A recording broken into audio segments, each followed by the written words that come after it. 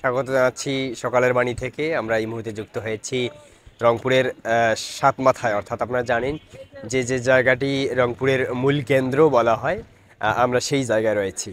একটি বিষয় জানিয়ে রাখি, যেহেতু সরকারের কারফিউ চলছে, অনির্দিষ্টকালের যে কারফিউ, সে গতকালকে কিন্তু সারা বাংলাদেশে 104 জনের যে নিহতের ঘটনা, এই কারণেই কিন্তু অনির্দিষ্টকালের কারফিউ দেওয়া হয়েছে। এবং আজকে আমরা নগরীর বিভিন্ন পয়েন্টে ঘুরে দেখেছি যে সব জায়গায় মোটামুটি স্বাভাবিক যান চলাচল রয়েছে।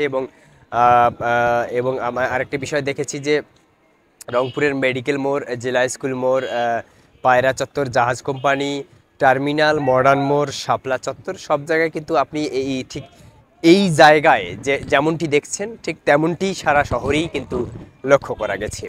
তবে আমরা দেখেছি সেনাবাহিনী থেকে শুরু করে পুলিশ, ব্যাটালিয়ন, বিজিবি গাড়িগুলো কিন্তু টহলে রেখেছে এবং টহল দিচ্ছে পরিস্থিতি যাতে স্বাভাবিক হয়, এবং পরিস্থিতি স্বাভাবিক যাতে স্বাভাবিকভাবেই মানুষ যাতে নির্বিঘ্নে চলাফেরা করতে পারে, সে বিষয়টিও কিন্তু পুলিশ প্রশাসন দেখছে বলে জানিয়েছে। এবং আরেকটি বিষয় জানিয়ে রাখি যে যাতে করে কোনো ধরনের বিশৃঙ্খলা না হয়, সে বিষয়টিও কিন্তু প্রশাসন নজরে রেখেছে। এবং এই সাতমাথায় যেভাবে দেখছেন যে অটো রিক্সা এবং রিক্সাগুলো যেভাবে চলছে স্বাভাবিকভাবে, এবং মানুষের জীবনযাত্রা স্বাভাবিকভাবে চলার জন্য যেটুকু প্রয়োজন সেইটুকুই করছে।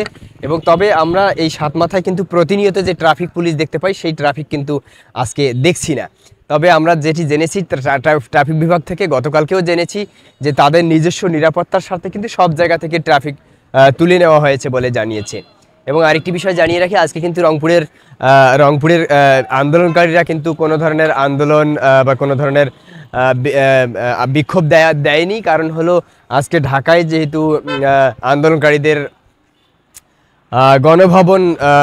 গণভবনের উদ্দেশ্যে লং মার্চ রয়েছে, সে কারণে কিন্তু রংপুরের সমন্বয়কারীরা তাদের যে সোশ্যাল মিডিয়া রয়েছে সেখানে একটি বিবৃতি দিয়েছে, যাতে করে এই লং মার্চে যাতে যাবে এবং লং মার্চে যাতে কোনো ধরনের বাধাবিঘ্নতার সৃষ্টি না হয় বা কোনো ধরনের সমস্যার সৃষ্টি না হয়, সে কারণেই কিন্তু আজকে রংপুরে কোনো ধরনের প্রোগ্রাম রাখেনি বা প্রোগ্রাম দেয়নি।